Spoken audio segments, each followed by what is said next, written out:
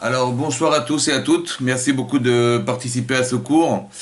On est à l'approche de Shavuot. À l'approche de Shavuot, donc à l'approche du jour du rendez-vous exceptionnel qu'on a vécu il y a plus de 3300 ans, qui est le Matan Torah, oui, le don de la Torah.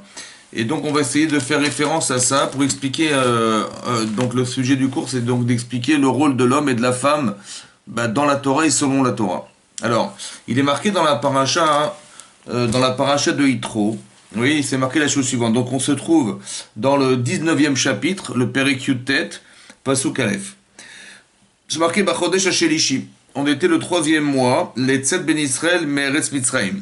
Donc, on est sorti le 15 du mois de Nissan. Donc, Nissan, Iyar, Sivan. On se trouve au mois de Sivan. Et donc, on se trouve ici à la sortie du troisième mois après la sortie d'Égypte. Beyom Azé Baou Midbar Sinaï. Donc ce jour-là, ils sont arrivés dans le désert du Sinaï. Veissou Merfidim, ils ont voyagé de Refidim. Vayavou Midbar Sinaï, ils sont donc arrivés au désert de Sinaï.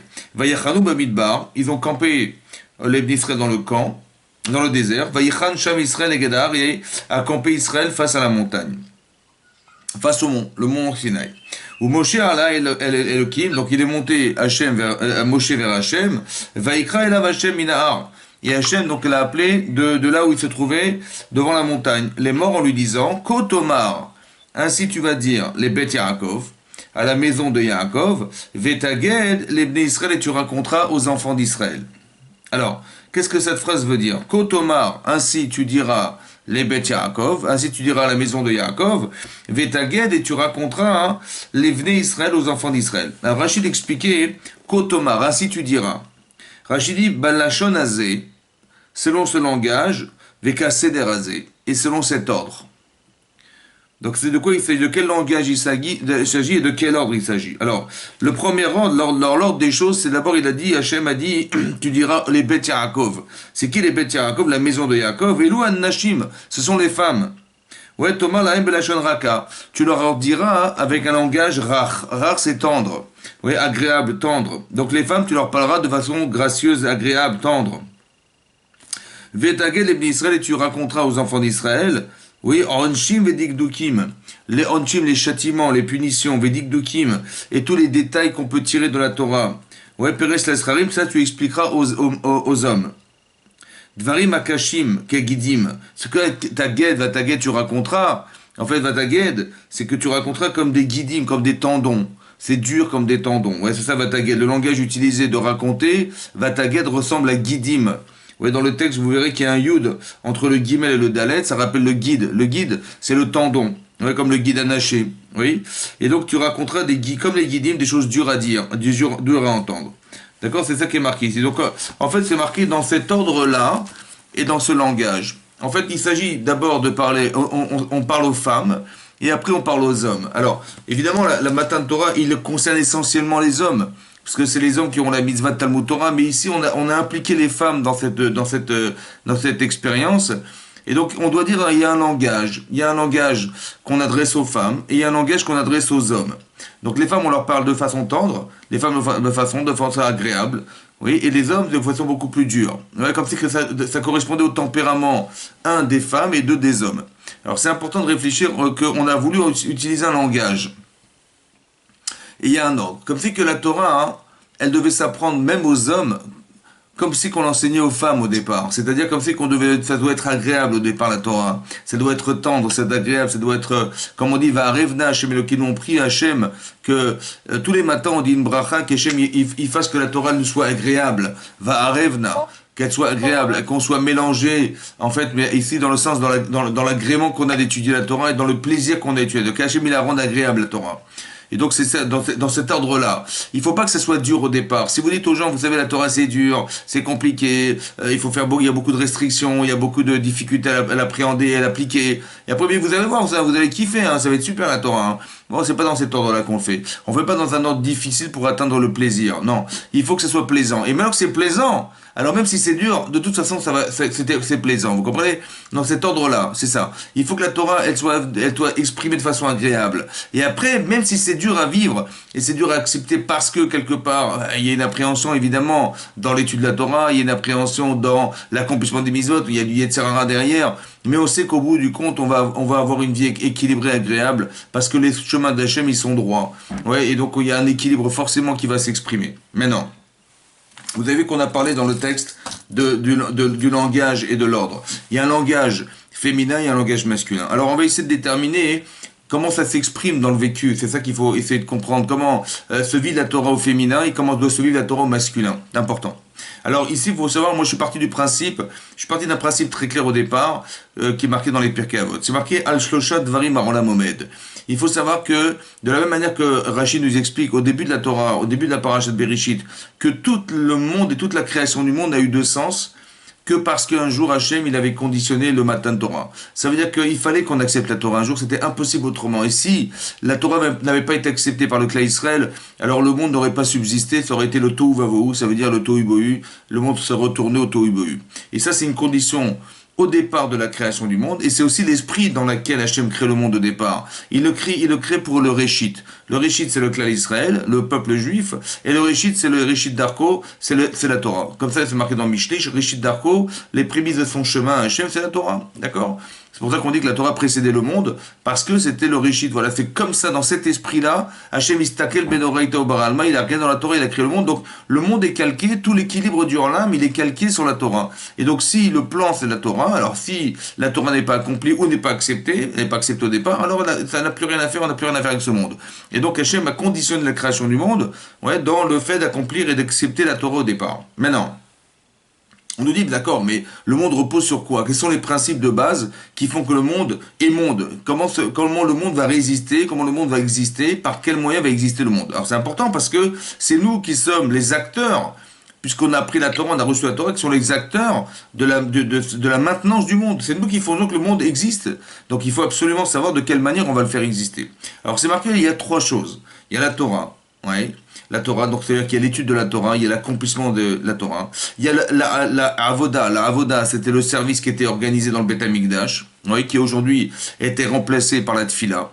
Donc c'est-à-dire que quand on apportait un Beth Amikdash, on apportait un sacrifice, c'était soit parce qu'on avait fauté, d'accord? Donc on avait regretté, on avait pris sur ça pour commencer, et donc donc c'est appelé une Avoda chez Balev, c'est la Avoda du lève, ça veut dire le service du cœur, qui a été aujourd'hui remplacé par la tfila. Vous voyez que quand vous avez quelque chose à demander, sincèrement, va vous passer par la tfila, par la prière, d'accord? Donc ça veut dire que la avoda, c'est un travail de sentiment émotionnel, d'accord? Et la troisième chose, c'est gmilut rasadim.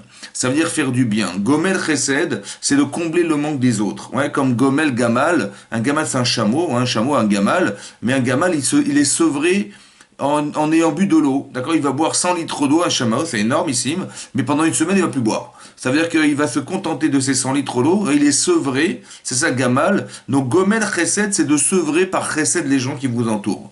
Donc ça veut dire que pour moi, ça se résume à trois choses. Il y a la Torah, c'est le Sechel. La Torah, c'est l'intellect. On nous demande de réfléchir, on nous demande de savoir. Il faut connaître, il faut apprendre, il faut savoir. Mais quand je dis apprendre, ça veut dire qu'il y a deux choses à savoir. Quand vous étudiez la Torah, il faut savoir lire. Il faut savoir ce qui est marqué, non pas dans les mots seulement, mais qu'est-ce que veulent dire les mots de la Torah. D'accord? C'est pour ça qu'il y a plusieurs explications, de niveaux d'explication. Il y a le pshat, le sens littéral, il y a le drash, ouais, ce qu'on tire du fait que la Torah est écrite comme ça et pas autrement. Ça peut être une façon d'être doresh, c'est-à-dire d'expliquer plus profondément ce que la Torah voulait dire. Pourquoi elle a utilisé ce mot-là? Elle aurait pu dire autrement, ou alors ça aurait, etc. Donc toutes ces formules-là qui vont faire que cette façon résonante, intellectuelle, qui vont permettre de pouvoir tirer la dracha du pasouk. Ouais, il y a aussi le pshat, le remez, l'allusion que fait le pasouk, il y a une allusion, et il y a le sod, le secret qui est caché derrière ces mots.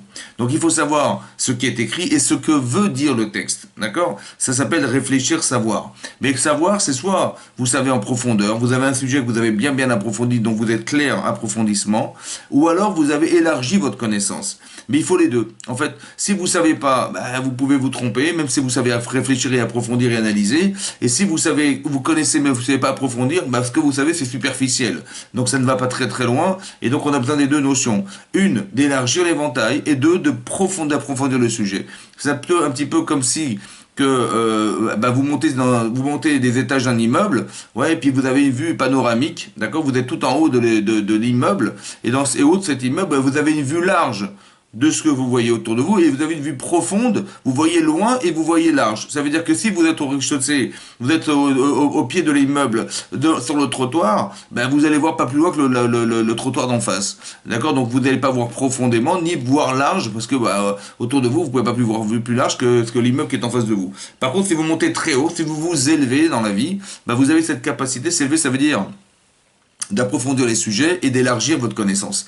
Et ben ça s'appelle la Torah. Ça, c'est ça la Torah. Donc il y a beaucoup de choses à apprendre. Ça soit du domaine de tout ce qui est marqué dans le Chasse, dans le Talmud, comment vous dire, dans la Halacha, ouais, dans le Shulchan Aruch, dans le Bet Yosef, dans le Shulchan Aruch, dans le Rambam, dans tous les commentaires qui sont dans la Torah.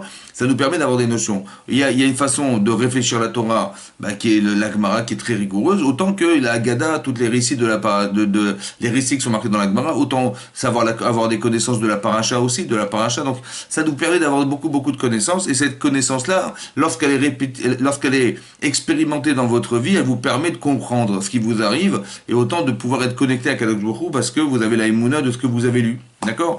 Donc ça s'appelle la Torah. Ça, c'est la connaissance, c'est cérébral. C'est le sérel. On dit la Torah, c'est le Sechel Elohim, comme ça dit le Rambam, que la pensée d'Hachem, c'est la Torah. Ensuite, il y a l'avoda. L'avoda, c'est le cœur. Ça veut dire que là, on est dans les sentiments. Il faut savoir ressentir. Il faut savoir se concentrer. D'accord? Donc ça, on est plus dans le cœur. Dans le cœur, ça veut dire que vous allez devoir ressentir. On dit souvent dans la paracha de Vayakel qu'on est des chachmelev, que Betzalel, c'était un chachamlev. C'est-à-dire qu'il avait une chorma qui est intellectuelle, et l'élève, c'est le cœur, il avait des sentiments mêlés à l'intellect. Donc il faut les deux. Il faut aussi savoir ressentir. La Vodat Hashem, la Torah, la Gemara dit que Kadosh Baruch Hu, il a besoin de notre cœur. D'accord? Il faut qu'on ressente des choses. Quand on parle de Ahavat Hashem, l'amour d'Hashem, et quand on parle de Yirat Hashem, de crainte d'Hashem, alors on parle de sentiments émotionnels, on est dans l'émotionnel. Quand vous êtes dans le regret d'avoir fait quelque chose, c'est aussi l'émotionnel. Lorsque vous êtes dans le désir d'approfondir ce que vous voulez devenir, ça s'appelle aussi, il y a un sentiment exceptionnel qui est émotionnel aussi à l'intérieur. La troisième chose, c'est la Gimel Trasadim, c'est-à-dire que c'est l'action. Donc on nous demande d'agir, c'est-à-dire qu'il faut être capable de faire des choses. Ouais, c'est quoi le sens de l'action? Le sens de l'action, c'est d'entériner chez vous ce que vous ressentez. D'accord? Parce que on ne peut pas devenir, je dis bien devenir, sans avoir agi. D'accord? Ce que vous pensez ne vous engage pas. Donc, vous pouvez être des personnes très intelligentes, mais en fait, vous n'êtes pas la personne que vous pensez, vous êtes la personne qui a fait l'action. D'accord? C'est-à-dire que la magie de l'acte, c'est d'arriver à entériner ce que nous sommes. Parce que, pourquoi c'est comme ça? Parce qu'en fait, on est coupé en deux. Vous avez un cerveau et vous avez un corps. Le corps n'a pas envie de faire ce que le cerveau désire. Ouais, et donc, qu'est-ce qu'il faut faire? Il faut l'amener à agir, ce corps-là, pour qu'il arrive à se connecter à ce que vous pensez. D'accord? Et donc, c'est pour ça que la réaction que vous allez avoir, elle va vous permettre d'atteindre quelque chose. Un exemple simple. L'exemple simple, c'est de dire, voilà, vous allez vous retrouver dans une piscine, d'accord? Et donc, si je vous demande d'aller plonger d'un plongeoir, si je vous demande d'aller plonger du bord de la piscine, c'est facile. Hein, vous êtes au bord de la piscine, vous plongez. Si on sait plonger, c'est facile, il n'y a pas d'appréhension, on plonge directement, il n'y a pas de problème. Si je vous demande de monter à 5 mètres de hauteur, ouais, vous montez sur le plongeoir, donc qu'est-ce que je vous faites? Vous prenez l'échelle qui vous amène au plongeoir, ouais, vous montez, au fur et à mesure que vous montez, vous voyez que la piscine, elle commence à avoir une taille un peu bizarre. Vous allez vous retrouver dans la hauteur que vous n'avez pas l'habitude de voir. Vous allez avoir donc l'appréhension de la hauteur. Vous allez voir la piscine en bas. Vous allez dire, attendez, est-ce que je plonge ou je plonge pas? Là, on est déjà à 5 mètres d'auteur. Mais j'ai pas compris pourquoi 1 mètre, ça t'a pas dérangé et 5 mètres, ça t'a dérangé. Ouais, mais 5 mètres, ça n'est que 5 fois 1 mètre. C'est pas grave. Non, parce qu'il y a des éléments supplémentaires qui sont rajoutés, qui vont entraîner la peur. C'est que je ne sais pas plonger de 5 mètres. J'ai peur de plonger de 5 mètres. J'ai peur de mal plonger. J'ai peur de me faire mal. Parce que quand on tombe mal, malheureusement, on se fait mal dans l'eau. Donc, qu'est-ce qui se passe? Donc, j'ai peur de ne pas avoir l'équilibre dans l'air et je vais mal tomber et je vais me faire mal. Voilà. Et donc, j'ai peur. Donc, j'ai dit, écoutez, laissez tomber, je redescends. Mais qu'est-ce qui t'empêche de descendre? Qu'est-ce qui t'empêche de plonger? Qu'est-ce qui t'empêche de plonger? Pourquoi tu as peur de descendre? J'ai peur parce que Mais si j'avais pas mon corps, en fait, j'avais que ma neshama, ben, ma neshama, elle a pas de problème, même à 2000 mètres, elle saute, il n'y a pas de problème. Seulement, j'ai un gouffre, et ce gouffre, il appréhende, vous avez compris? C'est ce corps qui a pas envie. Donc, il faut que j'arrive à faire adapter. Donc, qu'est-ce qui va se passer? La première fois, je vais avoir très peur. La première fois, les 5 mètres, je vais plonger, mais avec le courage, hein, je vais sauter, bon. Et puis, je vais voir que finalement, j'ai réussi. Bon, mais j'ai quand même un peu d'appréhension. Alors, je dis, bon, je recommence, allez, je recommence, une fois, deux fois, trois fois. Au bout de 15 fois, au bout de 20 fois, j'ai plaisir à monter. Tout à coup, c'est l'inverse qui se passe. Au début, j'avais peur de monter aussi haut. Et maintenant, j'ai tellement de plaisir à monter à 5 mètres. Et j'ai même envie de tenter 10 mètres. Vous savez quoi? J'ai envie de tenter 10 mètres. Mais qu'est-ce qui s'est passé? La première fois que tu as plongé, et la 5e fois, la 10e fois, qu'est-ce qui s'est passé? En fait, ton action, elle a entériné ton courage. Ça veut dire que toutes les peurs que tu avais, elles ont disparu. Toutes les appréhensions que tu avais, elles ont disparu. Parce que l'expérience fait que tu deviens parce que tu fais. Vous comprenez? Si tu fais rien, tu dis, ouais, bah, vas-y, fais-le, ouais, mais je vais y arriver, t'inquiète pas, mais bien sûr que je suis capable. J'ai compris, mais tant que tu n'as pas fait, tu ne sais pas. Et tant que tu n'as pas fait, en fait, tu es dans l'appréhension de ce que tu dois faire, mais tu n'es pas certaine et certain que ce que tu vas faire, c'est toi. Pas sûr. Mais si tu l'as fait une fois, deux fois, 10 fois, 3 fois, à la fin, tu as le plaisir, et le plaisir est révélateur que tu es devenu la personne. Ouais, parce que ce plaisir-là, il est révélateur que tu n'as plus d'appréhension et que tu es capable de pouvoir faire ce que tu es la personne. Tu es la personne. Tu n'es pas la personne qui pense. Parce que quand je te dis, bah, est-ce que tu penses que tu peux y arriver? Je dis, ouais, je peux penser y arriver. Mais dès que tu es dans le plongeur, tout à coup, non. Donc tu n'es pas la personne qui pense, tu es la personne qui agit.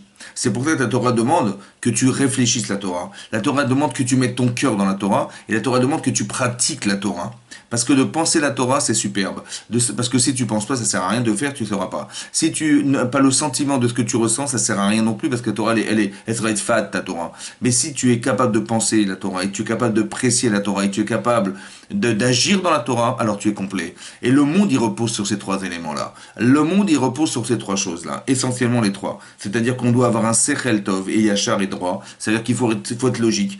Il faut être outillé. Parce que si vous n'êtes pas réfléchi, si vous n'êtes pas approfondi, si vous n'avez pas de structure mentale établie, ouais, vous aurez des problèmes dans la vie parce que malheureusement, on comprend pas tout et on peut te tromper parce qu'on n'a pas compris, d'accord, parce qu'on n'est pas logique, parce que tout ce que vous voulez. Donc il faut la Torah, il faut que tu étudies la Torah. Il faut que tu apprennes à réfléchir, c'est obligatoire. Et apprends à analyser aussi, c'est fondamental. Après, il faut que tu aies un cœur. D'accord? Il faut que tu ressentes ce que tu vis, il faut que tu ressentes ce que tu comprennes. Parce que sans sentiment, tu n'as même pas de question dans la vie. Si tu ne ressens pas la problématique du texte, ou tu ne ressens pas ce que tu vas voir, il n'y a pas de contradiction dans ta vie, il n'y a rien du tout, tu ne ressens rien, ben, tu ne peux pas réfléchir, tu ne peux pas avancer. Donc il faut du cœur. Et à part ça, il faut que tu sois capable d'agir. Tu vas respecter ce que tu sais, et tu vas agir dans ce sens, et c'est cette faculté à agir qui va transformer ta vie. D'accord? C'est-à-dire qu'il va transformer ta personnalité, qui va dégager de toi ta personnalité, qui va être démonstratrice et rayonnante, parce qu'elle est l'expression de ce que tu es. D'accord? Donc c'est ça. Donc il y a le sechel, le lève, et le yad, et la main. C'est-à-dire qu'il y a le sechel, c'est l'intellect, le lève, bah, c'est ton cœur, et la main, c'est-à-dire ton action. C'est très important. Oui, c'est un peu résumé dans ce qui est marqué, vous savez, dans la paracha de l'Ech Lecha. Là-bas, c'est marqué dans l'Ech Lecha, dans la paracha de l'Ech Lecha, lorsqu'Hachem dit à Abraham, Lech Lecha me'artzecha. Tu partiras pour toi vers le pays que je te montrerai. Donc l'Echa, c'est quoi l'Echa? C'est un peu en trop dans le texte. Tu partiras pour toi. Mais évidemment, quand tu pars, c'est pour toi, tu pars pas pour quelqu'un d'autre. Donc c'est quoi l'Echa? Alors Rachid expliquait, l'Echa, hein, c'est quoi toi? Hein? C'est toi. C'est l'E'anaatra. Rachid dit l'E'anaatra. Il faut que tu aies du plaisir à partir là où tu dois aller. Et que les Tovatra, que ce soit bien pour toi. Que ce soit bon pour toi, que ce soit plaisant, et que ce soit bien pour toi, que ce soit agréable, c'est-à-dire agréable au niveau émotionnel, au niveau de ton corps, que ce soit plaisant, comme tu as envie de manger une glace, tu as envie de te faire plaisir, eh ben, tu vas y aller par plaisir. Et aussi, il faut que tu saches que c'est bien que tu y sois. Il faut les deux. Il faut le plaisir et il faut le bien. D'accord? Le bon et le bien. Il faut que ça soit bon dans ton corps et bien dans ta tête. Voilà, c'est comme ça. En vérité, ça veut dire quoi au fond? Ça veut dire que vous avez compris que si c'est pas bon, eh ben j'ai pas envie d'y aller. Et si c'est bon mais c'est pas bien, j'ai pas envie d'y aller non plus. Ça va? Donc c'est-à-dire qu'il faut que ça soit les deux, il faut que ça soit bon et bien. Et si c'est pas, et si c'est l'un sans l'autre, ça marche pas. D'accord? Ça veut dire quoi ça marche? Ça veut dire qu'à un moment donné ça va saturer, à un moment donné vous allez vous arrêter, à un moment donné vous allez comprendre que ça c'est plus pour vous. D'accord? Parce que ça n'est pas bon ou ça n'est pas bien. Donc il faut les deux, il faut toujours les deux. Et l'un sans l'autre ne marche pas. Donc c'est ça que dit Rashi. Lecha, c'est quoi? Pourquoi c'est toi ça? Parce que tu as un corps et tu as une neshama. Tu as un corps et tu as un cerveau. Donc ton cerveau il sent que c'est bien pour lui et ton corps il sent que c'est bon pour lui. Mais si c'est pas bon pour lui, il va dire à toi tête, écoute, j'y vais pas. Ouais, ou j'ai pas envie de le faire, ou ça m'intéresse pas. Et donc je dis mais pourtant c'est bien. Ouais, mais c'est pas bon. Ou alors l'inverse, c'est très très bon, hein, mais c'est pas bien. Alors mon cerveau il va dire non non laisse tomber, c'est pas bon, c'est pas bien, c'est pas bien, on arrête là. Mais je dis mais j'adore le chocolat moi, j'adore les glaces, j'adore toutes les sucreries, j'adore les sucreries. J'ai compris, c'est bon mais c'est pas bien, il faut pas en abuser. Vous avez compris? Donc mon cerveau il dit à mon corps écoute laisse tomber, on va arrêter là, c'est pas bien pour toi. Ouais c'est vrai que c'est bon mais c'est pas bien. Et des fois quand c'est bien, mon cerveau dit mais vas-y c'est très bien pour toi, je dis oh, mais c'est pas bon. J'ai pas envie d'y aller. Donc il faut que tu comprennes que toi, c'est la composante de ces deux êtres contradictoires qui à la fois composent le bien et le bon. D'accord? Et donc quand les deux sont là en connivence, eh ben, ça fonctionne, et sinon ça marche pas. Ça va, ça marche pas. Il n'y a pas d'avenir, ça ne continue pas. Ok. Ça c'est la chose. Après c'est marqué aussi dans la paracha de Shelach Lecha. Quand Hachem a dit à Moshe Rabbeinu, Shelach Lecha Anashim, envoie pour toi des hommes qui sont les Meraglim, les fameux explorateurs. Là-bas c'est marqué Lecha. Aussi marqué Lecha. Mais là-bas Rachid dit les Dartecha. Bizarrement, Rachid ne reprend pas ce qui est marqué dans la paracha de Lech Lecha. Pardon? Il y avait le mariage. Alors, il faut couper les micros, mesdames. C'est pour ça qu'on m'a envoyé le message. Donc là-bas, c'est marqué dans la paracha de Shelach Lecha Anashim, envoie pour toi des hommes. Là-bas, Lecha, tout à coup, Rachid est Dartecha. Selon ce que tu penses. Il n'a pas dit, comme on a dit au départ, selon ce qui est bien, ce qui est bon. Il a dit Dartecha selon ce que tu penses. Pourquoi tout à coup Rachid change? Excusez-moi, Rav. Oui. Excusez-moi, Rav. Je vais me permettre de couper tous les micros. Donc ça va couper le vôtre et je vais le réactiver. D'accord. Donc pour pas que ça coupe à chaque fois. Oui, tout à coup. Allez-y. Désolé. Vous me dites quand je reprends. Hein.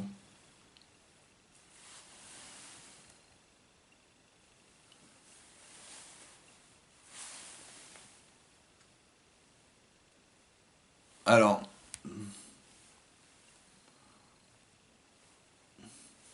Allô, vous m'entendez?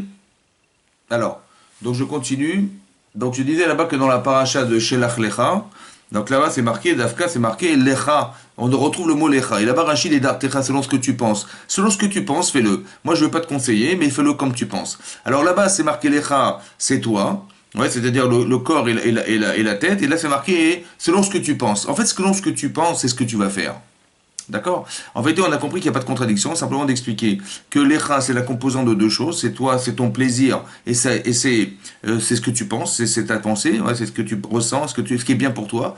Et en fait, les dartera, c'est ce que tu penses et ce que tu ressens, c'est ce que tu vas faire. Et donc c'est ça que Hachem dit, les dartera selon ton esprit. C'est un mélange des deux en fait, vous avez compris, voilà.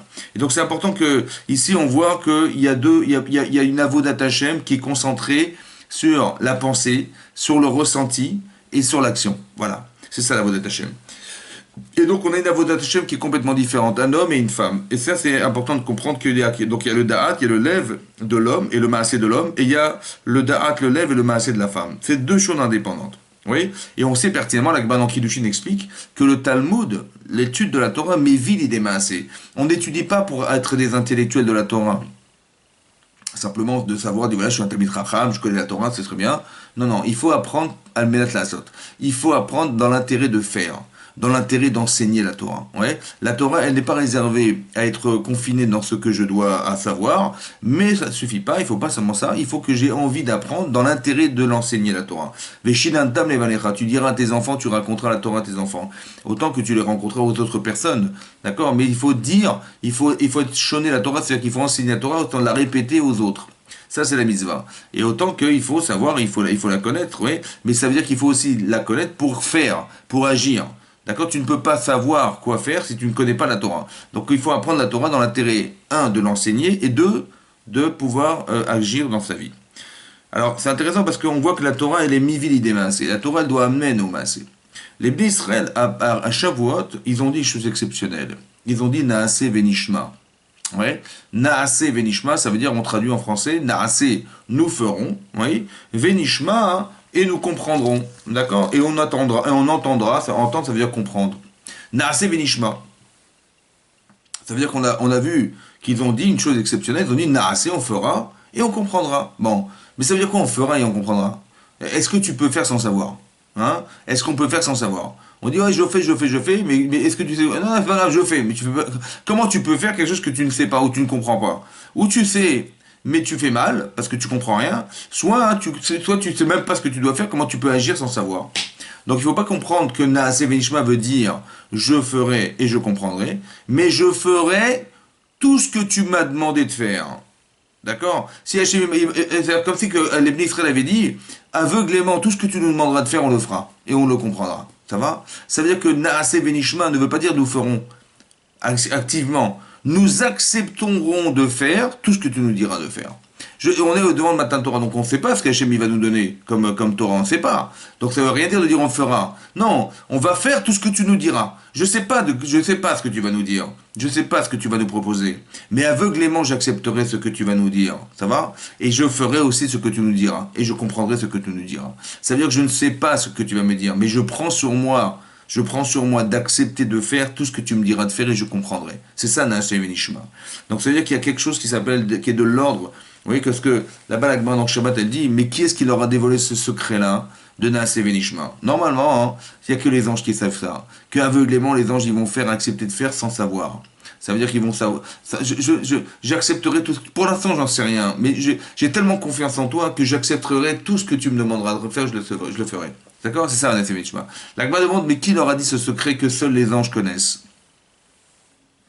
Ça veut dire comment tu peux t'engager aveuglément sans savoir. Normalement, c'est l'inverse. Normalement, tu dis, bah, dis-moi ce qui est marqué dedans, et après je vais voir, je vais réfléchir. D'accord? Et qu'est-ce qui est marqué dans le Torah? Comme un peu comme c'est marqué que Hachem il a proposé la Torah aux nations, et ils ont dit Maktivba. Qu'est-ce qui est marqué dedans? Donc avant de s'engager, on voit d'abord ce qui est écrit. Si ça correspond à ce qui nous plaît, c'est bon. Sinon, on fait pas. Vous comprenez? On peut pas accepter n'importe quoi. Et c'est pour ça qu'ils ont refusé la Torah, parce que ils n'ont pas été capables, les peuples du monde, d'accepter aveuglément la Torah. Comme si ils n'avaient pas confiance en Hachem. Ouais, nous, on a confiance profondément en Hachem, et cette confiance-là, elle a engendré un désir. C'est celui d'accomplir la volonté d'Hachem. C'est ça la différence qui existe entre les nations et nous. C'est que nous, on accepte puisqu'on a un passé qui a été construit par les Avot, Abraham, Yitzhak, Yaakov, et toutes les expériences qu'on a eues en Égypte, et Yosef, et toutes les expériences qu'ont eu les enfants des Avot, et tout ça, ça nous a construit une vie qui nous a permis d'être ces gens capables de dire à Hachem, écoute, tout ce que tu nous diras, on a confiance à 100% à toi, on n'a même pas besoin de vérifier ce que tu nous donnes, et ben on l'acceptera. D'accord? Naaseh Venishma. D'accord? Bien ça c'est donc qu'est-ce qui va se passer? Donc il faut comprendre que le Naaseh Venishma il veut révéler chez nous. Eh ben le désir, la volonté, le désir, ouais, d'être Eved Hachem. On a désiré être serviteur d'Hachem. Tout à coup, on va accepter tout ce que tu nous diras de faire, on le fera. D'accord? Donc avant d'étudier la Torah, avant d'avoir reçu la Torah, il y a une chose très importante à comprendre et accepter, c'est l'idée que il faut être capable de vouloir la Torah. D'accord? C'est ça, Matan Torah. Au départ, il faut que tu comprennes que s'il s'est passé entre nous, il s'est passé 49 jours entre le moment où tu as commencé à compter le Homer et le moment où tu reçois la Torah, il faut qu'en crescendo, elle monte et monte et monte et monte le désir d'accepter la Torah un jour. D'accord? Et en vérité, je vais vous dire entre nous, hein, que plus le désir il est grand, plus on ira loin dans l'acceptation de la Torah. Et moins le désir est important, et moins on se dira, on va s'essouffler à un moment donné. Vous comprenez? Ça veut dire que le plaisir et le désir est fondamental. Dans la vie, si tu n'as pas de plaisir à faire ce que tu veux, eh ben tu verras que tu n'iras pas loin dans ton action. Parce qu'à un moment donné, tu vas te dire, bon, bah c'est bon, j'ai plus de plaisir, j'ai plus envie. Donc, mais c'est comme quelqu'un, il fait un métier. Ben, s'il aime ce qu'il fait, ouais, il aime faire ce métier, eh ben, il n'a jamais assez le temps de terminer. Vous savez, il est à la fin de la journée, il dit, mais j'ai pas terminé et j'avais tellement envie de finir. J'avais envie de finir, j'ai plus envie.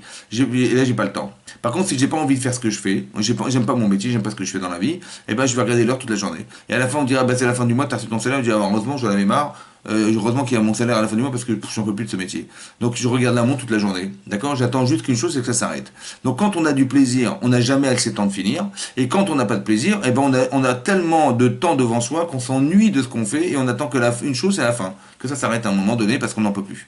Donc ça veut dire qu'il faut prendre du plaisir, c'est fondamental. Et ça, c'est ce qui s'est passé. On a eu tellement envie de recevoir la Torah. On a tellement eu désiré la Torah que finalement, c'est ce qui va se passer, c'est la fonction du désir. Naaseh Venishma, c'est ça. Maintenant, c'est marqué, vous savez, il y a un Tosfot. Il y a un Tosfot, un commentaire qui s'appelle le Tosfot dans Souka Kafret, qui dit là-bas, hein, que le feu qu'on a vu le jour du matin de Torah, vous savez qu'il y a eu du feu, il y a eu du tonnerre, il y a eu le chauffard, il y a eu il y a eu de Hanan, le Hanan c'est la fumée, ouais, tous les nuages qui étaient de la fumée, ouais. En fait, d'où vient ce feu, d'où vient le feu? Tosfot, il explique que le feu, en fait, il vient du désir qu'avaient les Israël de recevoir la Torah. Extraordinaire. C'est-à-dire que le feu, il descendait pas du ciel. En fait, le feu, il venait de nous. En fait, le feu qu'on a vu sur le mont Sinaï, dit Tosfot, là-bas, il venait de nous. Oui, parce que d'où il a pris cette preuve Tosfot, il dit parce que l'Agma dans Souka là-bas, elle dit que que Hillel, il avait 80 élèves. Hillel Azaken, il avait 80 élèves, et le plus élevé de ses élèves, c'était Rabbi Yonatan ben Uziel. Et la Gemara a dit que quand il étudiait la Torah, il y avait un feu qui sortait de lui, et qui brûlait les oiseaux qui passaient au-dessus de lui. Comme ça dit la Gemara. Et Tofot explique d'où vient ce feu. Il vient de l'homme, en fait. Il vient de l'étude de la Torah, la Simchat Torah qu'il avait, la joie d'étudier la Torah, ce feu, il sortait de lui. Alors peut-être, c'est une parenthèse que je vous donne, ça reste entre nous, hein. D'accord. C'est comme ça. C'est peut-être d'où il vient ce feu, en fait. D'où il vient ce feu. Ben, en fait, un homme s'appelle Ish. Une femme s'appelle Isha. Et dans Ish ve Isha, il y a du feu. Parce que Ish, il y a un feu, Esh, plus un Yud. Et dans Isha, il y a un feu plus un E. D'accord. En fait, le feu, c'est quoi? Le feu, eh ben, c'est l'esprit divin qui est en nous. Alors peut-être que la Torah, la Simchat Torah qu'on a, elle vient du fait que quand l'Agma dans Nida Dafne Abed, elle dit là-bas que quand on est dans le ventre de sa mère, on nous apprend la Torah. Vous voyez, il y a un ange qui nous apprend la Torah, ça veut dire qu'avant même de naître, n'est-ce pas, on a déjà la Torah en nous. La Torah, quand on dit, on prie tous les matins et on dit Vetenchel kenu betoratecha, que tu nous donnes notre part dans la Torah, cette part en vérité c'est la part qu'on a reçue dans le ventre de notre mère. D'accord. Et on espère qu'on va pouvoir, comment dire, retrouver ce qu'on a oublié, parce que quand on sort du ventre de notre mère, on oublie la Torah. En vérité, ce feu, Ejdat Lamo, comme c'est marqué dans la parashat d'Azino, la Torah c'est du feu. Et donc en fait, ce feu, c'est ça. Donc quand on arrive à atteindre profondément la joie de cette Torah, et ben tout à coup, ce feu, il sort de nous. Parce qu'on s'appelle Ish, parce qu'on s'appelle Isha. Et donc le feu peut-être qui sort de nous, en fait c'est le feu de la Torah qui est en nous et qui se dégage de nous et qui fait que, voilà, comme c'est marqué il y a plusieurs exemples dans le Chasse, dans la Gemara, où on voit qu'il y avait, les Ramis avaient du feu autour d'eux. Bon, donc c'est là ce feu-là, voilà, on a l'exemple de Rabbi Yonatan ben Uziel, il y a un feu qui sort de lui, c'est-à-dire que le feu de la Torah il est en nous, et parce qu'on peut-être on s'appelle Ish, ouais, qu'une femme s'appelle Isha, elle a chacune d'entre nous, il y a du feu en nous, qui est la vigueur et le désir que nous avons de ressentir cette Torah-là. Et donc elle ressort de soi. D'accord. Donc c'est ça. Donc c'est important que vous entendiez que en vérité le plaisir est fondamental. On ne doit pas enseigner la Torah que ce soit pas agréable. Il faut que ça soit agréable. Et si ça l'est pas, si par exemple je vais enseigner la Torah à mes enfants et qu'ils sont fatigués d'étudier, alors j'arrête. Parce que je ne veux pas qu'ils perdent le cheshek, le désir d'étudier. Je fais à la mesure des gens à qui je parle. Et donc si je donne pas envie, ben c'est que j'ai un problème. Ça va. Il faut que j'ai envie et que je donne envie. D'accord. C'est l'enseignement que Hachem il a dit à Moshe Rabbeinu, que d'abord tu parles aux femmes et après aux hommes, dans cet ordre-là et dans ce langage. Le langage, c'est que ce soit agréable. Et dans l'ordre, d'abord le langage agréable avant le langage dur. Toujours. Pas l'inverse, pas que c'est dur, et tu verras comment tu vas galérer dans la vie, tu vas commencer dur et tu vas aller en chiva. Et après je dis, mais attends, t'as là-bas quand même. Ça va, tu vas voir, c'est plaisant, tu vas kiffer dans ta vie. T'as quand même le salaire du ouais, c'est infini quand même, c'est super. Mais tu vas galérer, c'est pas grave. Non, faut pas dire dans ce sens. Il faut dire que c'est beau. La Torah c'est beau. La Torah d'Achia d'Achenoam, la Torah c'est agréable. D'accord, les chemins sont shalom. Il y a de l'ordre, il y a de la paix, c'est magnifique. Et après tu dis mais bon, c'est pas facile d'atteindre ça. C'est comme je dis, bah, tu vas faire ton métier, tu verras ce que tu vas gagner tu vas développer ta personnalité, tu vas être heureux de vivre comme ça. Mais c'est pas facile. Il faut faire des études, il faut se casser la tête, il faut réfléchir. Mais d'abord, tu sais d'abord que c'est agréable. Et parce que c'est agréable, tu es d'accord de sacrifier quelque chose de toi par plaisir et parce que c'est bien. Vous avez compris? Voilà. Maintenant, on va essayer de comprendre ça. Donc, j'ai pris trois personnages essentiellement. J'ai pris Yaakov Avinu et ses deux femmes. D'accord. Puisque le cours il est attaché sur ce sujet-là, on a essayé d'expliquer le rôle de la femme et de l'homme dans la Torah. Alors, j'ai pris un personnage qui s'appelle Yaakov Avinu. D'accord. Alors, on va essayer de réfléchir à ce qu'était Yaakov Avinu. Yaakov Avinu,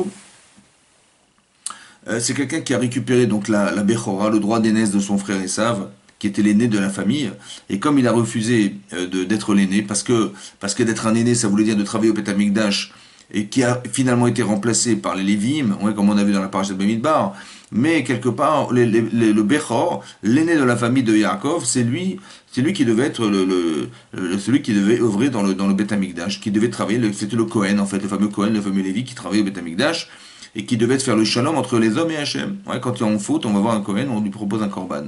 Mais alors, qui c'est qui devait faire ce travail, ce service? C'était le Bechor, l'aîné de la famille.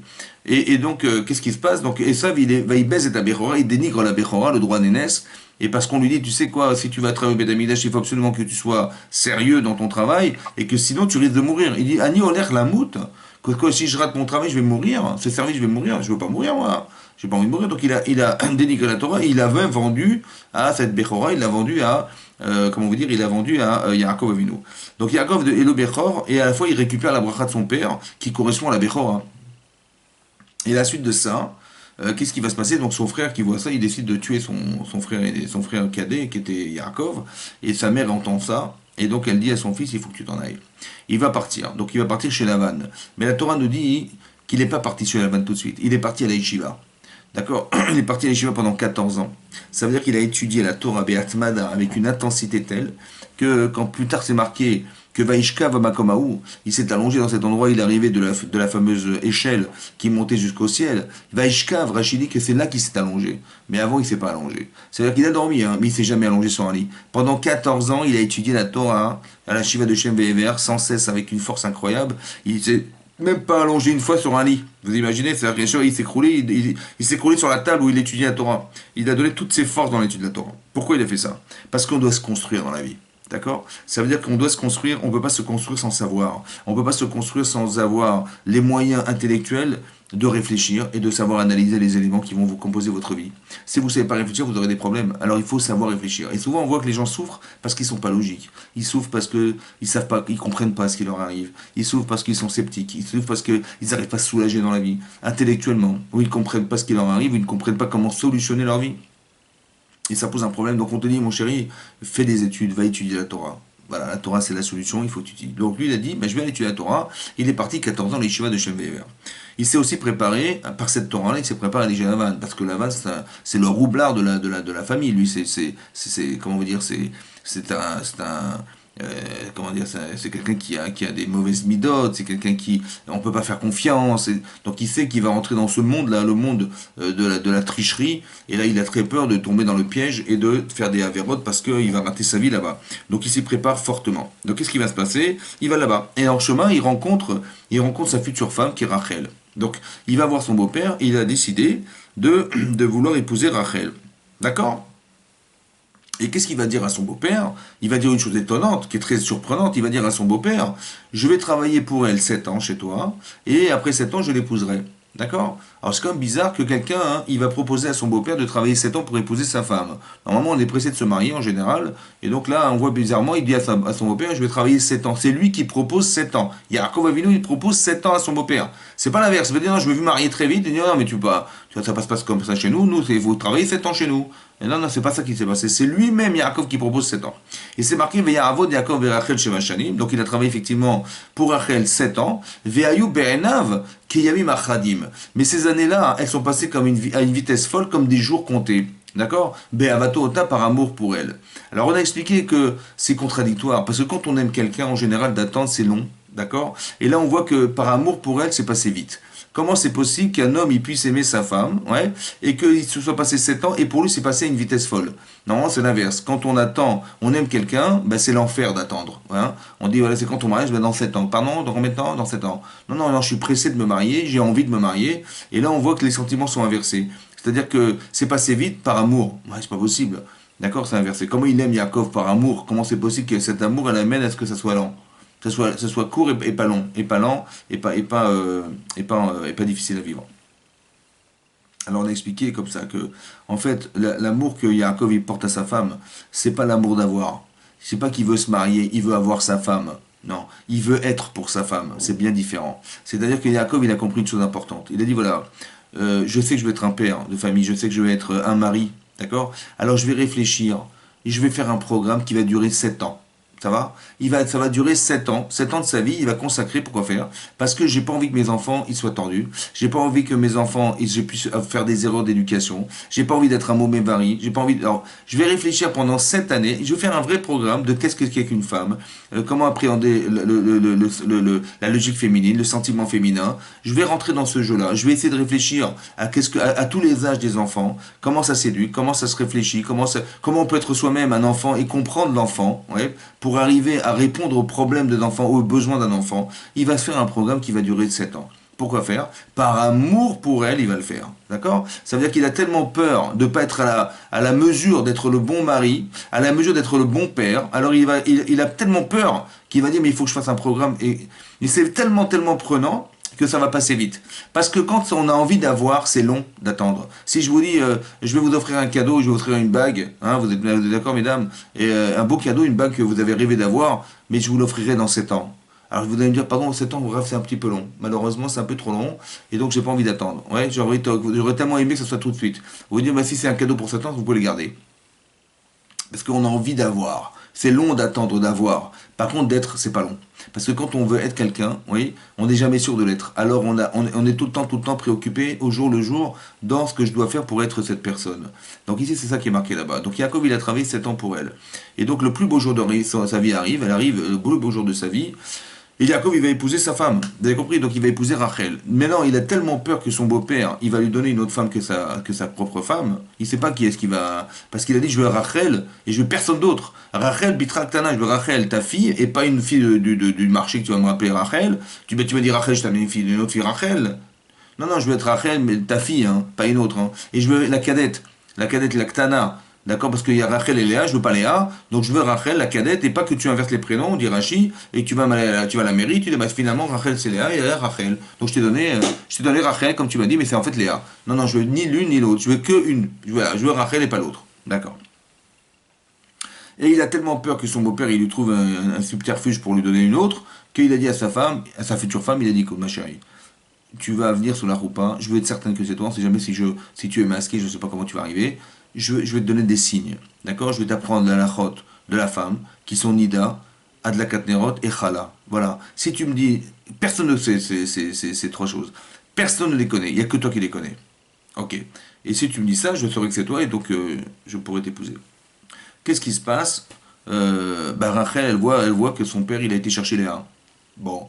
Il a été chercher Léa sous la roupa, hein, et et donc, qu'est-ce qu'elle a fait? Elle a dit, mais ma soeur, la pauvre, elle va se retrouver toute seule comme ça devant Yaakov, et s'il s'imagine le subterfuge, elle va avoir la honte de sa vie, et donc par amour pour sa sœur, hein, elle se donne complètement pour sa sœur, elle va donner les signes à sa sœur. Elle va dire, voilà les signes que m'ont dit mon mari, voilà, je te les donne. Bon. Donc finalement, il se retrouve sur la roupa, et il dit à sa femme, dis-moi, c'est bien toi Rachel? Elle dit, oui, bien sûr. Dis-moi les signes. Elle avait dit, ben voilà, Chala, de la Katnerot, et comme prévu, Chala, de la Katnerot, et Nida. Il dit, oh super. Donc il épouse sa femme. Il est sûr et certain que c'est Rachel. Bon. Et qu'est-ce qui se passe? Le matin, il se réveille, il voit que c'est Léa. Il y a un petit problème là. Il voit que c'est Léa. Alors mettez-vous à la place de Yaakov Avinu. Il se réveille le matin, il voit que c'est Léa. Maintenant il dit, attention Léa, j'en veux pas.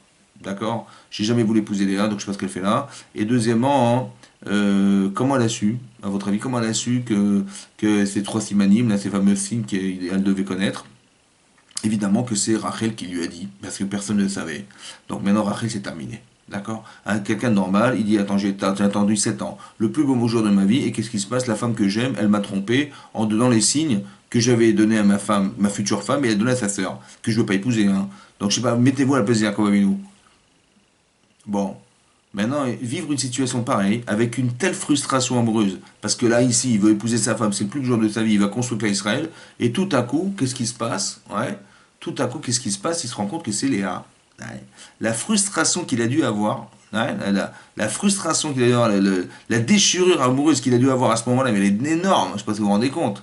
Hein, du travail qu'il a dû faire derrière, tout ce qu'il a construit pour rien, finalement pour rien. Et avec la femme qu'il aime, en fait, mais en fait, il aime plus maintenant, parce que vu ce qui s'est passé, c'est impossible, elle l'a trahi. Hein. Comment ça se passe? Alors, on va rentrer dans une autre notion maintenant, la notion du Hémet de Yaakov. C'est quoi le Hémet? C'est quoi la vérité? Ben, moi, quand je vois ça, moi, je me mets à la place de Yaakov, je dis, ben, la vérité, c'est qu'elle m'a trompé, et ben, c'est terminé. Ça va? Elle peut me raconter ce qu'elle voudra. Excuse-moi, je vais tout expliquer. Il n'y a rien à expliquer du tout, c'est terminé. Ça va? Donc moi, le Hémet, c'est ça le Hémet. Pour moi, c'est Hémet. Maintenant, j'ai un vrai problème. Et je m'explique parce que je vois que dans la Torah, ça s'est pas passé comme ça. Donc j'ai un problème. Je ne sais pas ce qui se passe. Et donc quand je réfléchis, je me dis, mais qu'est-ce qui se passe? Comment il a réfléchi ça à Yaakov pour accepter ce qui s'est passé et pouvoir en fin de compte épouser Léa? Je comprends pas. Parce que nous, on n'aurait jamais accepté une chose pareille. Ni un homme, ni une femme, personne. Hein. Maintenant, qu'est-ce qui se passe? Comment il a réfléchi ça? Alors, en fait, le problème est le suivant. Je ne sais pas comment je vais traduire la situation. Soit je me dis, Baruch Hashem, que ça s'est passé comme ça. Voilà, ma femme, qui était Rachel, elle m'a trompé. Ouah, j'ai failli épouser, tu te rends compte? Une femme comme ça, je vais épouser, moi qui suis émette. Grâce à Dieu, ça s'est passé de cette manière. Et grâce à Dieu, je ne me suis pas marié parce que Rachel, je ne l'ai pas épousée, je ne l'épouserai jamais plus. Et Léa, que j'ai épousée, mais le mariage, il est caduque. C'est-à-dire, il a aucune valeur parce que j'ai jamais voulu me marier avec elle. D'accord? Donc, toutes les conditions qui ont été remplies, elles n'ont pas été remplies. Donc, c'est terminé, ce mariage, il est caduque. Donc, je ne vais ni épouser Léa, ni je vais épouser Rachel, c'est terminé. Grâce à Dieu que ça s'est passé comme ça. Et je remercie à Dieu de tout mon cœur que ça s'est passé comme ça pour pas que je l'épouse. Baruch Hashem. Ou bien je dis l'inverse. Je sais pas. L'inverse, ça veut dire qu'en vérité, tout ça, c'est Yitzhara. Le Yetzirah qui m'a roulé, qui est en train de me rouler là, et qui veut m'empêcher de construire Israël avec la femme que j'aime. Je ne sais pas comment je le réfléchis. Est-ce que c'est le Yetzirah Tov qui est venu et qui me dit, ouais, grâce à Dieu, tu as évité le pire? Ou c'est le Yetzirah qui vient qui me dit, il veut me casser mon mariage? Je ne sais pas. D'accord? Maintenant, il faut le émettre. Et c'est quoi le émettre? C'est quoi la vérité de la situation? Comment ça se vit ce genre de choses? Comment dans la vie on a des choses pareilles qui nous arrivent, on ne sait pas comment le traduire. Alors il faut regarder dans la Torah pour comprendre. Alors c'est ça qui est important. Alors je vais vous donner une petite clé. La clé c'est la suivante. Ma frustration, imaginez-vous, je suis Yaakov. Donc je vis une situation qui est frustrante, qui est déchirante, qui est une trahison émotionnelle, une trahison amoureuse. Donc je me suis fait avoir, elle m'a trahi. Alors j'ai dit, ben non, je peux plus l'avoir. D'accord? Bon. Ou je peux plus l'avoir, si je peux plus l'avoir. Mais pourquoi je peux pas l'avoir? Parce qu'elle m'a trahi. Ok. Maintenant tu sais ce qu'elle pense? Ben non, je sais pas, mais a priori, 99 chances sur 100, c'est une trahison. Parce que sans me prévenir, elle a donné des signes à sa sœur, c'est une trahison. Donc elle m'a trompé, c'est terminé. Je lui dis 99%. Mais t'es sûr ou pas? Tu l'as interrogé? Je dis, ben non, mais c'est sûr. Je dis, attends, peut-être t'as pas compris. Peut-être que ce qu'elle a fait, c'est quelque chose que tu n'as pas compris. Attention, si tu as compris qu'elle t'a trahi, tu as raison d'être frustré, tu as raison d'arrêter la situation, d'arrêter de vivre avec elle, tu as raison à 100%. Mais est-ce que tu es sûr? Est-ce que tu n'as pas peur que tu te sois trompé et qu'elle a voulu te faire autre chose? Et que tu n'as pas compris, que tu ne savais pas? Peut-être. Mais qu'est-ce que ça veut dire? Ça veut dire que émotionnellement, c'est une trahison. Mais comme la trahison est conditionnée parce que j'ai compris qu'elle m'a trahi, c'est pour ça que j'ai mal. Mais peut-être qu'elle t'a pas trahi. Peut-être que tu n'as pas compris ce qu'elle a fait. Et donc si tu n'as pas compris, donc il n'y a pas eu de trahison, il n'y a pas eu de frustration. Donc aie peur de te tromper. Vous avez compris le Hémet? C'est comme ça. J'ai peur que ce que j'ai cru, c'était l'Yetzirah qui me l'a fait croire. J'ai peur. Donc j'ai peur, donc qu'est-ce qui va se passer? La peur, elle va enlever le sentiment de trahison. Vous avez compris? La peur de me tromper, parce que peut-être qu'elle n'a pas dit ça. Et effectivement, la Torah nous dit, alors c'est pas marqué dans la Torah, mais c'est marqué dans le Midrash Rabbah. Là-bas, c'est marqué dans le Midrash Rabbah que Yaakov, il a été voir Léa. D'accord? La femme, donc, il se réveille le matin, il voit Léa. Il voit Léa, il dit, mais attends, j'ai pas compris, mais tu es une tricheuse, d'accord? Fille d'un tricheur. Ton père, c'est un tricheur, d'accord? On connaît la vanne. Et tu es une tricheuse, t'es comme ton père, quoi, pareil. Et elle a dit, mais attends, elle a dit, mais pourquoi? Elle a dit, parce que quand je t'ai dit c'est toi Rachel, tu m'as dit oui. Et tu m'as triché, c'est une tricherie. Alors elle a dit, mais attends. Quand toi, tu as été voir ton père, tu te rappelles? Quand tu t'es déguisé en Esav et tout ça, il t'a dit, c'est toi Esav? Tu as dit, oui, oui, papa, je suis Esav. Esav, ton aîné. Il est aussi un tricheur. Tu as triché. Fais tout l'année. Alors, d'accord, voilà ce qui est marqué dans le Midrash. Bon, alors qu'est-ce qu'on comprend de là? A priori, on comprend, tu comprends, elle est tricheuse, il est tricheur, ils sont faits pour vivre ensemble, ils sont exactement le même cas. Chazak, Obalo, Mazal Tov. C'est comme ça qu'on peut comprendre. Elle a dit, t'es un tricheur, moi aussi je suis une tricheuse, mais viens, prends-moi dans mes bras, on est des tricheurs tous les deux. Bon, en vérité, le problème, c'est pas ça. Le problème, c'est qu'elle n'a pas répondu à la question. Quand je vous dis de réfléchir, ça veut dire qu'il faut comprendre et analyser. Elle a dit, tu triches. Comme moi j'ai triché, tu triches aussi. J'ai compris. Bon, mais elle n'a pas répondu à la question de Jacob. Jacob lui a demandé, mais pourquoi tu as triché? Elle a dit, parce que tu triches. Mais c'est pas une réponse, ça. Vous avez compris? Il faut savoir pourquoi elle a triché. D'accord? Que Jacob il ait triché, c'est une chose. Mais pourquoi elle a triché, elle n'a pas répondu à la question. Il faut croire qu'elle a répondu à la question. Alors comment elle a répondu à la question? Puisque Jacob il était contenté par la réponse. Elle lui a dit comme ça. Dis-moi, Jacob, quand ton frère, tu savais qu'au départ, je devais épouser là-bas, Esav, d'accord? Quand on dit que Léa racote, on dit que les yeux de Léa étaient larmoyants, d'accord? Et que Rachel était Yefat Toar, et Tovat Maré, l'une elle pleurait, et l'autre elle était toute rayonnante, et toute joyeuse. Pourquoi? Parce que Léa, elle savait qu'elle devait épouser Esav, d'accord? Donc elle pleurait toute la journée. Et comment elle s'appelle? Et Rachel, elle savait qu'elle devait épouser Yaakov, elle était toute heureuse. Maintenant, malheureuse et heureuse. Maintenant, quand Yaakov il a récupéré la Bechora de son frère, parce qu'il a vu que son frère, donc il a pris le rôle de son frère, d'accord? Le rôle du Bechor, le rôle de l'aîné. Et quand il a récupéré la bracha de son frère, parce que son père il a donné la bracha, donc il a récupéré la Bechora, le droit d'aînesse, il a récupéré la bracha. Donc en fait, qu'est-ce qu'il a récupéré? Il a récupéré le rôle d'Esav. Et s'il a récupéré le rôle d'Esav, elle lui a dit, mais quand tu as dit que tu t'appelles Esav, t'as pas compris que tu m'as prise avec? Parce que je suis la femme d'Esav. Tu as compris maintenant? C'est pour ça que quand elle dit, mais quand tu as dit à ton père que tu t'appelles Esav, mais tu as pris la femme d'Esav avec toi. Et là, il a accepté. Ça veut dire qu'il avait un cœur, il avait un sérel, il avait des actes. Seulement, il ne faut pas que son cœur il soit plus fort que sa pensée. Il faut qu'aussi j'ai peur de me tromper dans la vie. D'accord. Le émet, c'est pas rigide. Vous avez compris? Que si Yaakov était rigide, il dit non, mais c'est comme ça. Tu m'as trompé, moi je suis émet, c'est terminé, on arrête tout. Ça va? Le émet n'est pas rigide, le émet est malléable. Il faut savoir être malléable. Parce que la problématique de la rigidité, c'est qu'on fabrique des gens qui peuvent créer des catastrophes parce qu'ils sont émet mais rigides. Vous comprenez? C'est comme ça. Et c'est pas autrement. Non, on t'a demandé d'être malléable. C'est-à-dire, la Gemara dit dans Ta'anit, elle dit qu'un Tamit Racham, il est comme un jonc dans l'eau. Un jonc, vous plantez, et un jonc dans l'eau, que en fait il suit le courant. Que si vous mettez un bâton, le moindre courant trop fort, il va casser le bâton. Il faut être comme le jonc dans l'eau, il suit le courant. Des fois comme ça, des fois comme ça. Le émet est malléable. Ça veut dire qu'il faut faire attention de ne pas croire que le émet est rigide. Ça va? C'est pas, d'être rigide dans la vie, c'est pas émettre. Il faut savoir s'adapter à la situation. Donc ton émet, il doit être malléable. Mais ton côté élastique, qui fait que des fois c'est comme ça, des fois c'est comme ça. Et bien le émet, vous avez compris qu'il est relatif à la situation. D'accord? Et des fois, tu peux croire que c'est émet alors que c'est faux.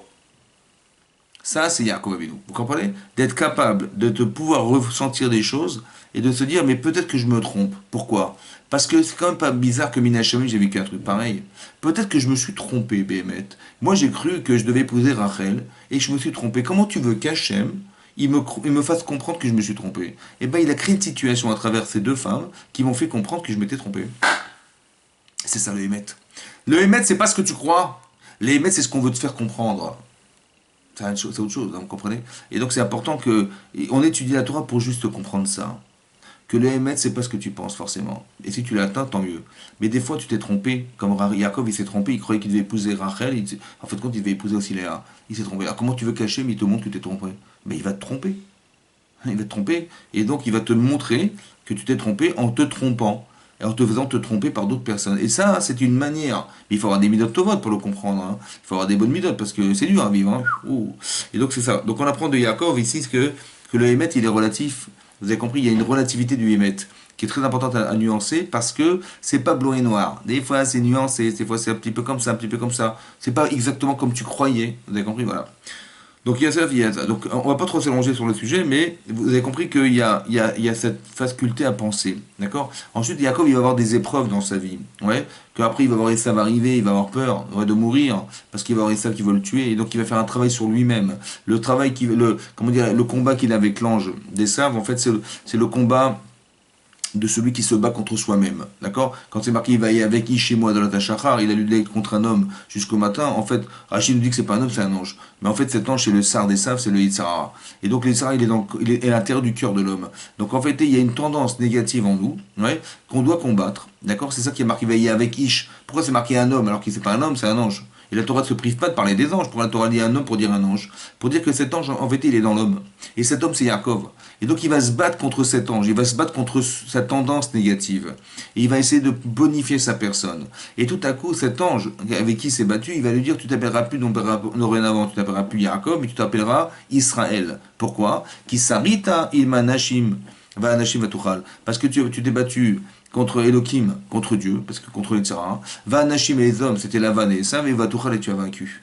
Et c'est ça Israël. Israël, c'est la conséquence, ouais, comme si que Yaakov, il avait accouché d'Israël.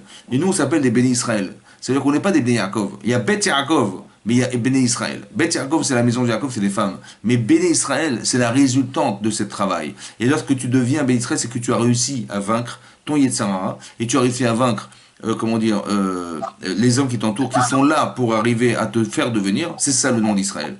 Et donc cette lutte-là, il va réussir. Et lorsqu'il va réussir, et donc il va devenir un autre homme. Cet homme, c'est Israël. Et c'est l'objectif de chacun d'entre nous d'arriver à être Israël. Maintenant, qu'est-ce qui se passe? Oui. Qu'est-ce qui se passe? Oui. Maintenant, donc après, il va avoir l'épreuve de Yosef. Il va avoir l'épreuve de Dina. Voilà. L'épreuve de Yosef, c'est le problème de Kibboud Avem qu'il n'a pas respecté. Et le problème de Dina, c'est le fait qu'il ait pensé. C'est très difficile à comprendre, mais il a pensé qu'il devait cacher sa femme, ta fille de Esav. Et là-bas, c'est marqué qu'il a caché dans une boîte quand Esav est arrivé. Il a caché dans un endroit. Et comment dire, et la Torah lui reproche ça. elle lui reproche à lui de ne pas avoir pensé pouvoir épouser sa fille à Esav. Pourquoi? Parce que Oulai Tarzir Otolemutav. Peut-être qu'elle aurait été capable, elle, de pouvoir le changer. Alors il faut comprendre que, évidemment, qu'on n'est pas obligé de donner ses enfants à des riches humains, vous avez compris? Seulement ici, il faut comprendre une chose importante. Que Esav, c'est pas un homme. Esav, c'est la nation des occidentales. Quand il y a marqué ou le homme milahom yematz, que dans le ventre de Rivka il y avait deux nations qui se luttaient l'une contre l'autre, bah c'est l'Orient et l'Occident. C'est-à-dire que Yaakov il représente le clan Israël et Esav c'est tous les Romains, tout l'Occident, tout ça c'est lui. D'accord?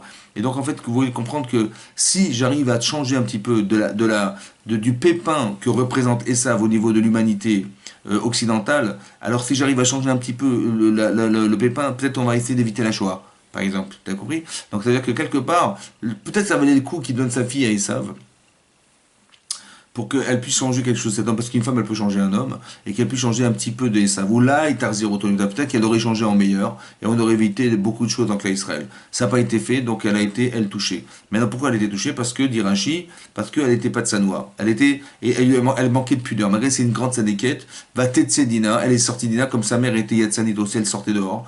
Et donc, cette sortie-là, hein, était aussi démonstration qu'elle voulait voir, elle voulait se montrer. Et ça, c'était un défaut, bien sûr, avec des pincettes, il faut bien comprendre qu'on ne parle pas de n'importe qui. Donc on dit ça avec des pincettes, qu'elle était Yatsanit, une femme qui sortait, qui avait envie qu'on la voie, et c'était un manque de pudeur, et c'est pour ça qu'elle a été touchée dans sa pudeur. Voilà. Mais non, ça c'est pour dire que voilà les épreuves qu'a vécu Yaakov.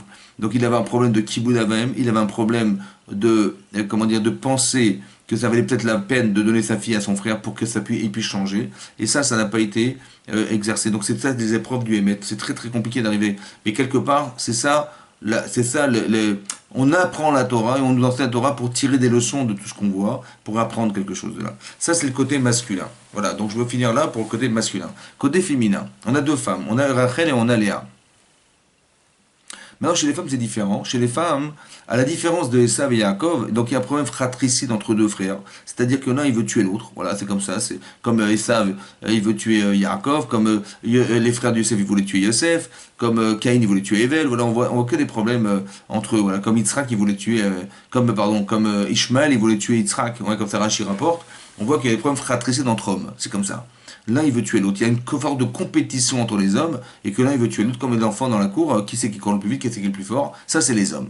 Les femmes c'est différent. Les femmes c'est la solidarité. Les femmes c'est le complément de l'un pour l'autre. On voit qu'il y a une solidarité très importante. Ouais. Il y a le sens du service, de l'aide, de l'entraide entre deux femmes. Qu'on voit que quand, comment elle s'appelle, quand Rachel elle voit sa soeur rentrer dans la troupa, elle va lui donner simanim. Alors je sais pas si vous vous rendez compte de ce que ça veut dire, elle donne son mari, elle donne sa vie future, elle donne le clan Israël avec elle donne tout. C'est-à-dire qu'elle est complètement complice de la souffrance de sa sœur, complètement. Et on voit que quand elle jalouse sa sœur, pareil, elle jalouse sa sœur, c'est marqué dans la Torah que Rachel jalousait Léa. Bien sûr que là-bas, Rashi traduit, c'est pas de côté l'animosité de l'une vis-à-vis de l'autre, c'est qu'elle était jalouse. Elle dit mais si ma sœur elle a des enfants que j'en ai pas, c'est forcément parce qu'elle est plus de sadéquette que moi. Je la jalouse. J'aurais tellement voulu être comme elle, lui ressembler, et c'est ce qu'elle va essayer de faire pour essayer de devenir Rachel et devenir cette femme-là qui va pouvoir avoir des enfants. D'accord? Donc on voit une chose importante, c'est que les femmes, elles ont une autre vocation. Elles sont capables de transformer le mal en bien. C'est-à-dire que ce qu'on appelle la haine, ce qu'on peut appeler la jalousie, ça va être utilisé dans le sens du bien. Alors c'est très important que vous compreniez ça, c'est que la femme, elle apporte quelque chose de plus. Oui?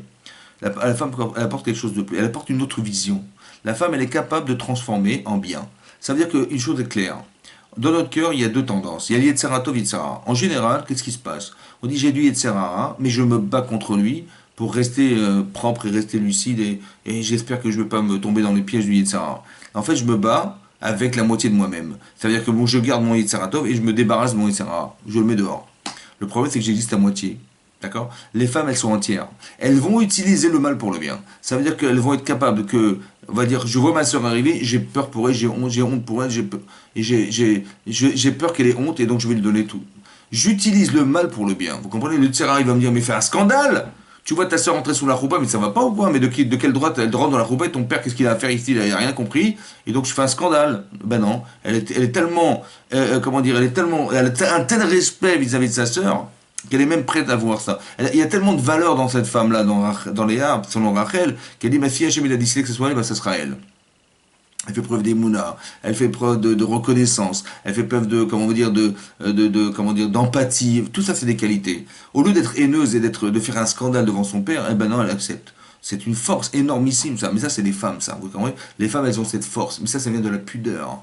Vous avez compris? Quand une femme, elle est de Sanoua, elle n'est pas à l'extérieur d'elle-même comme les hommes sont à l'extérieur. On est dans la compétition, qui c'est qui est le plus fort, qui est le plus beau. Les femmes, elles ont des valeurs intérieures. Et ça, c'est des valeurs qu'on doit conserver, ça s'appelle la sniout. D'accord? L'amour, il vient de la femme. L'amour de la Torah, ça vient de la femme. La femme, elle allume les nérodes de Shabbat. D'accord? Et pourquoi elle allume les nérodes de Shabbat? Parce que malheureusement, elle a fauté Chava. Il manquait, comme ça dit l'Agba dans Shabbat Aflamed Aleph, il manquait d'éclairage. Elle n'avait pas assez de lumière quand elle a fauté, parce que si elle avait été éclairée, elle n'aurait jamais fauté. Elle dit, bah, je vais allumer les nérodes. D'accord? C'est elle qui incombe la mitzvah d'allumer les nérodes de Shabbat. Mettre le shalom dans sa famille, mettre la lumière dans sa famille. Et quand elle prie, quand elle a la lumière, elle prie que ses enfants ils soient aussi dans la lumière, ils soient des Talmidei Chachamim. C'est-à-dire que c'est important, cette valeur-là de la femme, qui met de la lumière dans sa vie, qui met de l'amour. L'amour de la Torah, il vient de la femme. Vous comprenez? Les enfants, ils vont recevoir la Torah, de l'amour de la Torah par leur maman, et le papa, il va enseigner la Torah, mais avec la rigueur qui s'impose. Mais vous avez compris que l'un est complément de l'autre. Ça veut dire que la femme, elle va apporter l'empathie. On trouve à travers les Imaot, il y a une sorte de proximité très grande entre les deux femmes, qui est le complément de l'un pour l'autre. Que quand le Rachel, elle va pas avoir d'enfant, malheureusement pas avoir d'enfant, et sa sœur Léa, elle va se dire, mais attends, j'en ai eu déjà 6, les servantes, elles ont eu 2 chacun, ça fait 10, si je tombe encore enceinte, j'en aurai 11, et ma sœur Rachel, elle aura un seul enfant, puisqu'il y aura que 12 bâtim, elle aura moins que les servantes, c'est pas possible. Et donc elle va prier pour que sa sœur, on va inverser que l'enfant qu'elle porte en elle, il va se retrouver. Donc elle devait accoucher Léa de Yosef, et c'est finalement sa sœur qui va accoucher de Yosef. D'accord? Elle va accoucher de Yosef et finalement de Binyamin. Et donc vous avez compris elle a perdu un pour elle. Elle a donné de sa vie pour les autres. Et ça, c'est important que vous compreniez que la femme, elle est complice. La femme, elle apporte par amour, à l'amour qu'elle a des autres, l'empathie qu'elle a des autres, ce sentiment, le fameux lève dont on parlait au départ, comme si que la partie cérébrale, c'était l'homme, et la partie émotionnelle, c'est la femme. Et ces deux, c'est l'un complément de la deux. Et tout ça conjugué, ça fait toi, et toi, ça fait les maassés, il va se passer quelque chose. Donc, le rôle de la femme, c'est d'amener de l'amour, d'amener des sentiments, d'amener du contenu dans ce que nous vivons. C'est ça le contenu dans ce que nous vivons. L'enthousiasme, c'est le fondamental de la vie. Si tu aimes, si tu es encouragé, si tu es enthousiaste, si tu désires, c'est ça le moteur en fait, le moteur. Et c'est ça qui va te permettre d'aller très très loin dans ta vie. Et si tu n'as pas de moteur, si tu n'as pas de désir, bah, tu vas pas loin.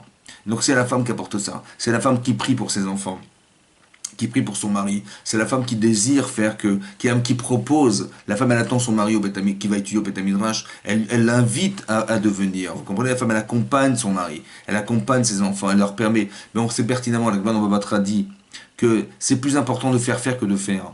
Quand vous faites une mitzvah, c'est magnifique, mais quand vous la faites faire, c'est plus fort encore. Et donc la femme, elle fait faire à ses enfants l'étude, elle fait faire, elle permet à son mari d'étudier la Torah. Elle a un plus grand mérite, évidemment, c'est comme ça. Donc c'est-à-dire que chacun, on joue un rôle. Et pour conclure, c'est d'expliquer que on va arriver à Matan Torah, il faut que chacune et chacun d'entre nous, on puisse accepter la Torah, on puisse aimer la Torah. Et ça se passe que dans l'étude, ça passe par les actes. Et quand vous allez pratiquer les mitzvot, on va tout à coup avoir un rouar de Kedusha en nous qui va nous permettre, Bezrat Hashem, d'avoir encore envie de pouvoir continuer à pratiquer les mitzvot et la Torah.